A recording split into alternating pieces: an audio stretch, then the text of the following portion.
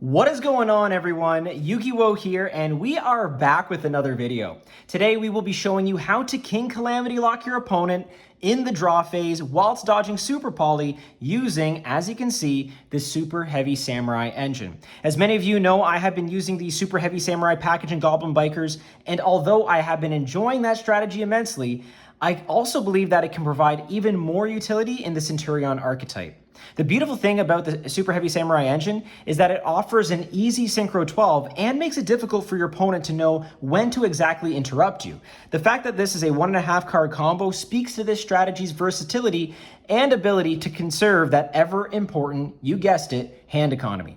So before we get into it, make sure to like, subscribe, leave a comment down below what you think of the strategy, and of course, subscribe to the page. We are close to that big 1,500 subscriber mark, so it would mean all the world to me to make sure we have your support and to have your eyes on all future videos that we have coming up so you can stay in the know with that Centur-Ion spice. So without further ado, let's get into this combo and break it down for you. So of course, we're going to start out with our Super Heavy Samurai Prodigy Wakaushi and any discard. You may have an even more incredibly stacked hand. That's just the nature of this type of build. And if you want the deck list, please do let me know in the comments below, and I'll see if I can get something together for you.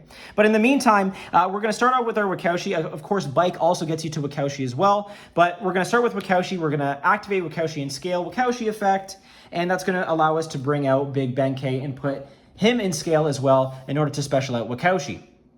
We're then going to go Big Benkei effect, grab our Soul Gaia booster. We're going to activate Soul Gaia booster to equip to Wakaushi, and then Soul Gaia booster effect to then special itself out. And there we go. We have a 4 and a 4. And we're actually going to perform a Synchro Summon here, which is going to send the Soul Gaia booster to the graveyard, but also, because it's a pendulum monster, put Wakaushi on the face up on the top of the extra deck. That's going to allow us to then special out our Tilting Entrainment. We're going to go Tilting Entrainment effect to then special out Wakaushi into the extra monster zone.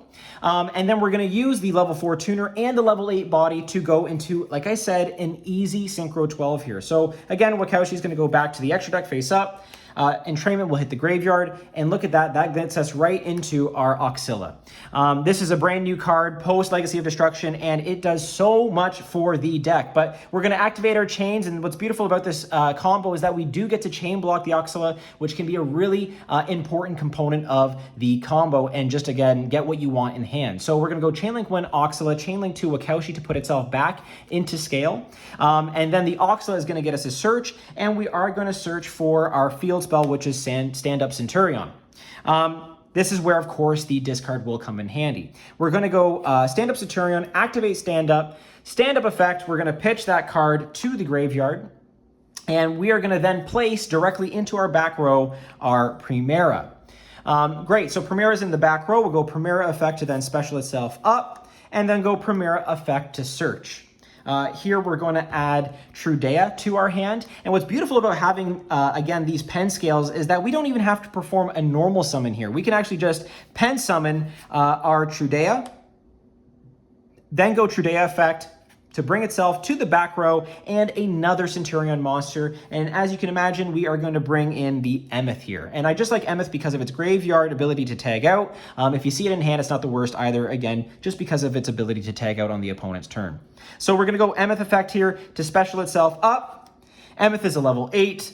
Primera is a level 4 tuner. You know where this is going. We're going to then synchro these off, and we're actually going to synchro here into our Crimson Dragon. Now, what's great about this strategy, what's great about this combo is that you can go Crimson Dragon effect here, target Auxila, and put out a Blazar for an Omni Negate on the opponent's turn right away, which is great. And you can also set up the Calamity lock, but you have to wait until the main phase to do so if you go this route, okay?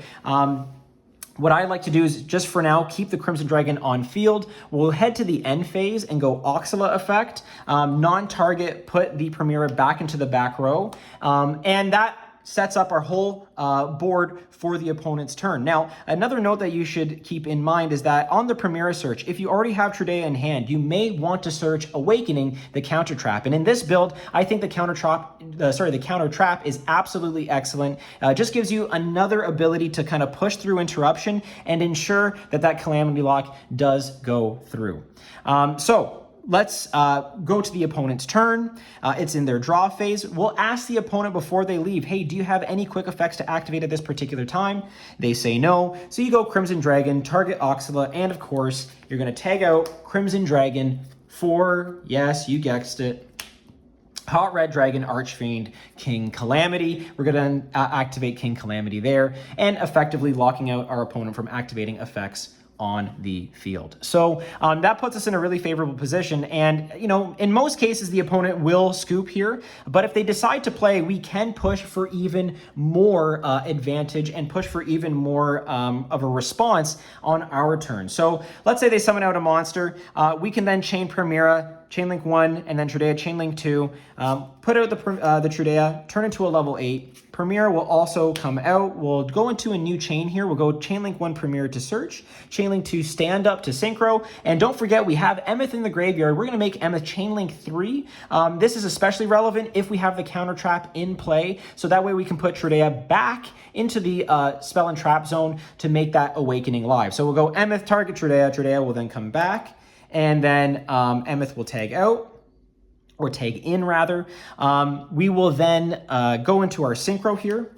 And what I like to synchro into is, again, if they put something face up on the field, you can just go into a standard Centur-Ion Legadia line here, and we'll go into the Legadia. And of course, we still have to get our search off the Primera, which I like usually, and this is, you know, common for most people that do this line, just to get a bonds in hand. Having the bonds is really good just for recursion and for extension, if you so need it, just in case things, you know, get interrupted, or just for that grind game later on. So that's what I like to do.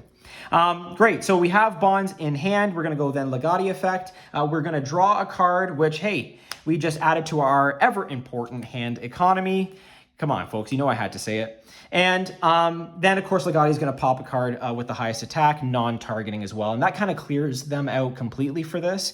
So that leaves you with a lot of opportunity to then keep pushing if they decide to be a little bit stubborn and want to continue playing. You can then go Auxila effect to then bring back Primera in the end phase. And if you did want to, you can go Legadia effect to also bring back the Emeth as well. It's completely up to you if you want to have a completely stacked back row. So there's a lot of different options and a lot of different opportunities here to ensure that you have that recursion and you have that ability to keep pushing through boards. And like I said, if they have something out there, hopefully the Legadia took care of it.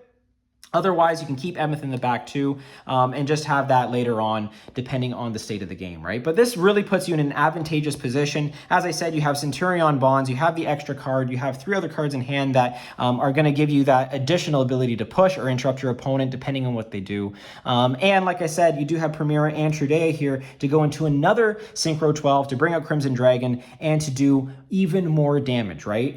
So yeah, this is plenty enough. Obviously, if you, again, go with Primera and Trudea to make another synchro and just keep going from there. So, you know, I know some people are a little bit hesitant towards the Super Heavy Samurai engine just because of its ability or inability to use spells and traps effectively going second, and I completely agree with that. Obviously, siding patterns will have to determine what you do in terms of kind of how you want to navigate putting engine versus non-engine in. You know, with the counter trap, if you take out all of the SHS engine out with the counter trap, you do have 9 available slots to kind of play around with. So it's completely up to you how you want to approach this. So yeah, I mean, I would say just kind of monitor this and keep an eye on what you think is appropriate. If you want a deck list for this build, please do let me know, because I will try to get something out there for you, just because I've been having a ton of fun using the Super Heavy Samurai cards. And again, we didn't even use a normal summon for this. So there's just a ton of versatility here. And what's really nice is that the Centur-Ion in archetype spells and traps, apart from Awakening, do banish themselves and kind of remove themselves from the graveyard, similarly to how Goblin Bikers do their thing. So there's a cool little bit of parallel synergy there, but yeah, I've just been really enjoying this. I think Calamity locking in the draw phase, look, I get it. It's cheesy, it's corny. Not everybody wants to win that way. And before you know, berate my comment section saying that Calamity should have been banned, I don't know what they're doing, I completely acknowledge that. I think King Calamity will be banned on the next ban list just because we're able to abuse it so much with the Centur-Ion and the Superheavy Samurai engines. And quite frankly, once we get the new tuner and the other quick play spell, I think Calamity will probably be banned at that point. And then at that juncture, we'll see where we can go and pivot with the strategy. But hey, it's legal for now, so we have to take advantage of it and use it. And there will be some times where in a game 3 scenario or even a game 1 scenario where you don't want to telegraph exactly what you're doing, I think this is the way to go. And I think having the Superheavy Samurai engine to pivot and push through different interruption is really good. And we can also play Shifter in this deck just to make it even more degenerate. But if you'd like to see that combo and to see how we can play under Shifter,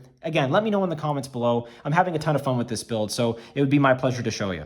So with that all being said, folks, thank you so much for watching, giving me your ideas and your attention here. We have a ton more videos coming down the pipeline on the channel. So again, make sure to like, subscribe, ding that notification bell in order to stay in the loop with all of that Centur-Ion spice. This is Yu-Gi-Oh! Calamity locking you in the draw phase, again, signing out.